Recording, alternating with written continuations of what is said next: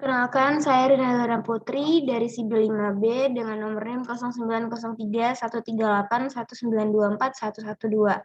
Akan menjelaskan sistem informasi manajemen kepegawaian berbasis web pada PT Bintang Baru Sejati.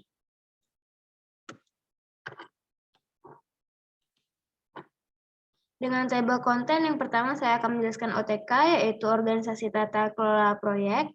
Yang kedua, tabel anggaran. Yang ketiga, kesimpulan dari materi penyebab atau masalah dan kebijakan pengembangan sistem informasi. Yang keempat, kesimpulan dari materi merencanakan dan membuat aktivitas kerja pada proyek sistem informasi. Dan yang kelima, kesimpulan dari materi membuat estimasi atau perkiraan anggaran proyek sistem informasi. Pertama, OTK atau Organisasi Tata Kelola Proyek.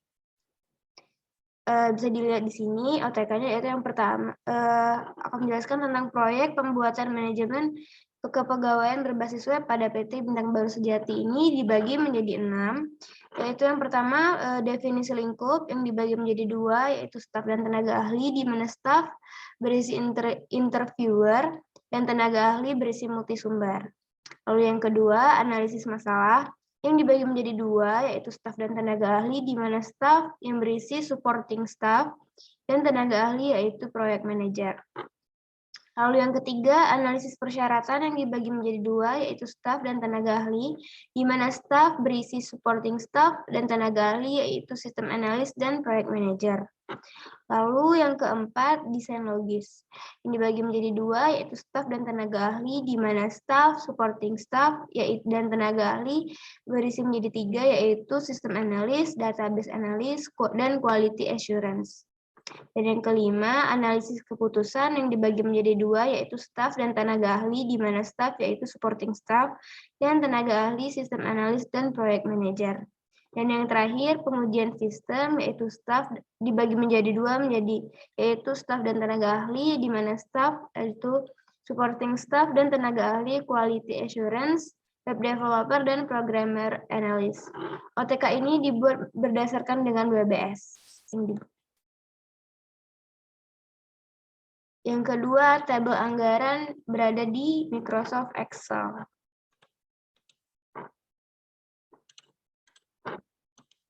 Bisa dilihat di sini, judul proyeknya yaitu Rancangan Anggaran Proyek Manajemen Kepegawaian Berbasis Web, dengan sasaran proyek pegawai PT Bintang Baru Sejati Palembang, dengan tujuan mentransformasi data sehingga menjadi informasi untuk meningkatkan produktivitas sesuai sifat manajer yang berdasarkan kriteria tetap. Dengan metode pengembangan sistem informasi yang digunakan yaitu FAST, yaitu Framework for the Application of System Thinking. Baik, saya akan menjelaskan satu persatu. Kode tes ini berdasarkan dengan WBS. Yang pertama, kode tes 1.1 dengan nama tes observasi data, di mana SDM-nya yaitu interviewer, hanya 1, dengan hari kerja 1, dengan total bayar SDM-nya 100.000, dengan menggunakan laptop yang dibeli dengan harga 1 juta, dengan lalu kita akan gunakan terus-menerus. Dengan total keseluruhan 7.100.000. Lalu yang kedua 1.3, penilaian manfaat proyek sistem yang dilakukan oleh proyek manajer dengan total bayar 150.000 karena hari kerjanya 1, dengan nama alat laptop yang sudah dibeli tadi, lalu total keseluruhannya 150.000. Lalu yang ketiga dengan kode tes 2.2, yaitu analisis masalah dan kesempatan yang dilakukan oleh proyek manajer, di mana di hari kerjanya yaitu 2 hari, jadi total bayar SDM-nya 300.000 menggunakan laptop yang sudah dibeli, sehingga total keseluruhannya 300.000. Lalu yang keempat, kode tes 3.1, analisis spesifikasi kebutuhan atau requirement yang dilakukan oleh SDM, oleh sistem analis, dengan hari kerja 1, sehingga total bayar SDM 150.000 menggunakan laptop yang sudah dibeli, sehingga total keseluruhannya hanya 150.000. Lalu Yang kelima, kode tas 3.2 yang dilakukan oleh proyek manajer dengan lama hari kerjanya 3, sehingga total bayar SDM-nya 450.000 dengan menggunakan laptop yang sudah dibeli, yaitu sehingga total keseluruhannya 450.000.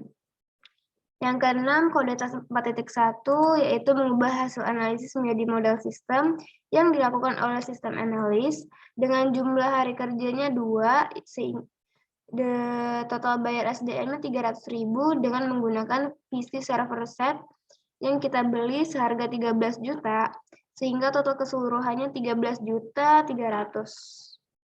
Lalu yang ketujuh, dengan kode tas 4.2, yaitu dengan nama tas menentukan kebutuhan teknikal yang dilakukan oleh sistem analis dengan jumlah hari kerja 1, total bayar SDM-nya 150.000 dengan menggunakan PC server set yang sudah dibeli, sehingga total keseluruhannya yaitu 150.000.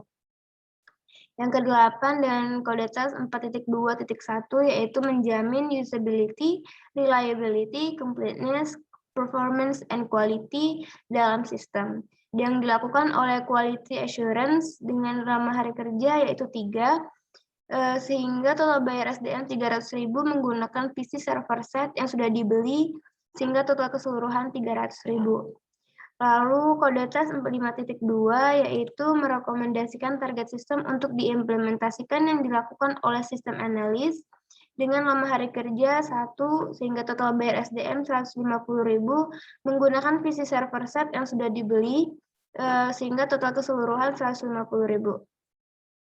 Lalu yang ke-10, kode tas 5.3 yaitu mengupdate rencana proyek jika kurang sesuai yang dilakukan oleh proyek manajer dengan lama hari kerja 2 hari, sehingga total bayar SDM 300.000 menggunakan PC server set yang sudah dibeli, sehingga total keseluruhan 300.000. Lalu yang ke-11, 6.1, konstruksi dan pengujian sistem yang dilakukan oleh quality assurance dengan lama hari kerja 5, sehingga total SDM-nya 500.000 dan total keseluruhan 500.000. Lalu kode tas 6.2 yaitu membuat basis data yang dilakukan oleh web developer dengan lama hari kerja 4 dengan total SDM 500.000 menggunakan PC server set yang sudah dibeli, sehingga total keseluruhan 500.000. Membuat rancangan antarmuka dengan yang dilakukan oleh web developer dengan lama hari kerja 1, sehingga total SDM 125.000 menggunakan PC server set yang sudah dibeli, sehingga total keseluruhan 125.000. Lalu membuat kode program yang juga dilakukan oleh web developer dan hari kerja 3 hari, sehingga total SDM 375.000 dengan menggunakan PC server set yang sudah dibeli dan total keseluruhan 375.000. Dan yang terakhir, kode tas 6.3 yaitu menguji seluruh sistem dan sistem dapat diimplementasikan yang dilakukan oleh web developer dan programmer. Web developer dan programmer ini melakukan tugasnya secara bersamaan, yaitu 2 hari, dan total SDM yang berbeda, yaitu 250.000 untuk web developer dan 400.000 untuk programmer analis yang menggunakan PC server set yang sudah dibeli, sehingga total keseluruhan mereka yaitu 650.000. Semua anggaran ini ditotalkan menjadi 24.750.000.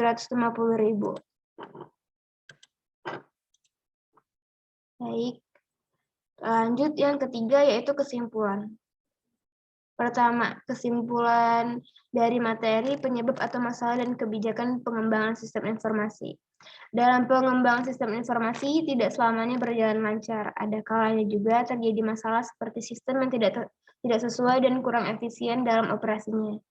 Selain itu, ada juga kesalahan saat proses input dan output, atau keuntungan yang dihasilkan tidak memenuhi target. Dengan perkembangan sistem informasi, kebutuhan informasi dapat berkembang dengan baik dan jangkauannya lebih luas.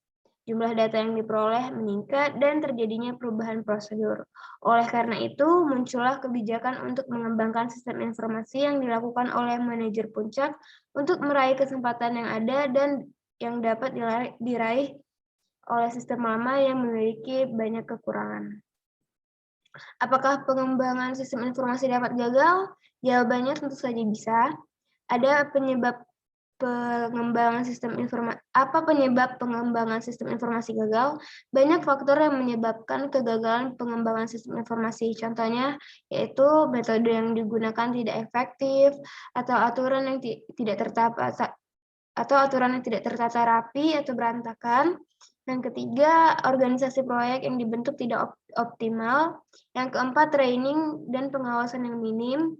Yang kelima, dukungan dari eksekutif yang kurang maksimal. Dan yang terakhir, perencanaan dan implementasi yang dinilai tergesa-gesa dan tidak sesuai. Apa faktor yang menyebabkan manajemen proyek dapat sukses? Yang pertama, faktor manusia, yaitu faktor yang berhubungan dengan kesiapan organisasi perangkat lunak atau sistem informasi dalam menyelesaikan masalah. Yang kedua, yaitu faktor masalah, di mana untuk mengidentifikasi objektivitas dan ruang lingkupnya mencakup estimasi biaya atau anggaran yang dipertanggungjawabkan dengan akurat dan penilaian efektif tanpa resiko. Dan yang ketiga yaitu faktor proses, faktor yang memberikan suatu kerangka kerja di mana rencana komprehensif bagi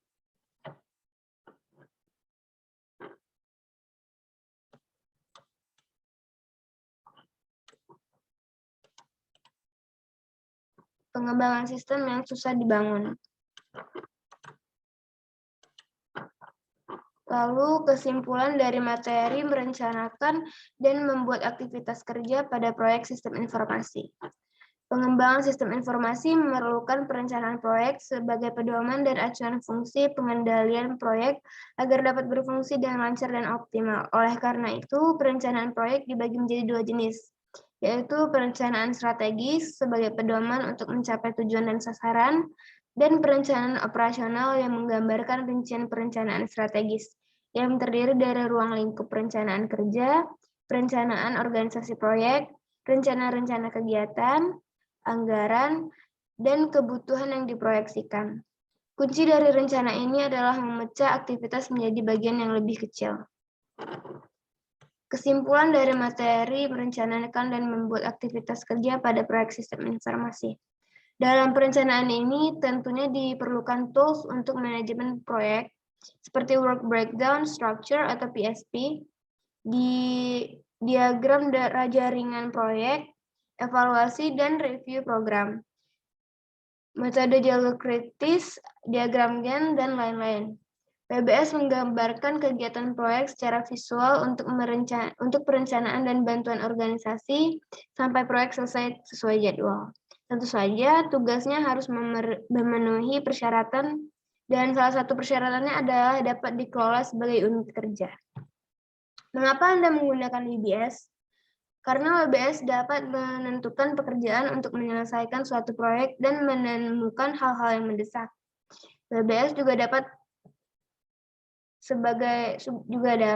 sebagai alat kontrol dan penanggulangan penyimpangan. Pada aktivitas kerja proyek sistem informasi terdapat perencanaan proyek sistem, kesiapan proyek sistem, pendefinisian proyek, dan pembuatan laporan. Kesimpulan dari materi membuat estimasi atau perkiraan anggaran proyek sistem informasi. Untuk menjalankan suatu proyek tentu saja diperlukan biaya. Oleh karena itu, biaya perlu dialokasikan ke manajemen biaya proyek. Manajemen biaya proyek ini meliputi proses penyusunan anggaran biaya, pengawasan biaya, dan estimasi biaya. Dalam penyusunan anggaran biaya dan pengawasan biaya kegiatan atau perinciannya, dan juga jadwal proyek, estimasi dari sumber daya, dan kontak.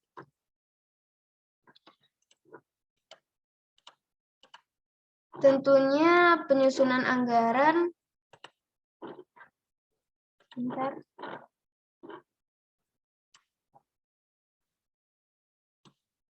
Tentunya penyusunan anggaran proyek untuk mengembangkan sistem informasi ini sangat penting karena merupakan alat perencanaan pelaksanaan, koordinasi, pemantauan, dan evaluasi yang terintegrasi. Mempersiapkan proyek ini sangat membantu dalam mencegahnya agar proyek ini tidak gagal. Anggaran proyek ini dibuat sebagai gambaran biaya yang dikeluarkan. Jika biaya yang dikeluarkan tidak memenuhi persyaratan sistem, maka proyek tidak akan berjalan dengan baik. Oleh karena itu, penganggaran untuk proyek merupakan salah satu pilar utama dalam membangun proyek yang baik dan dapat sukses. Terima kasih atas perhatiannya. Wassalamualaikum warahmatullahi wabarakatuh.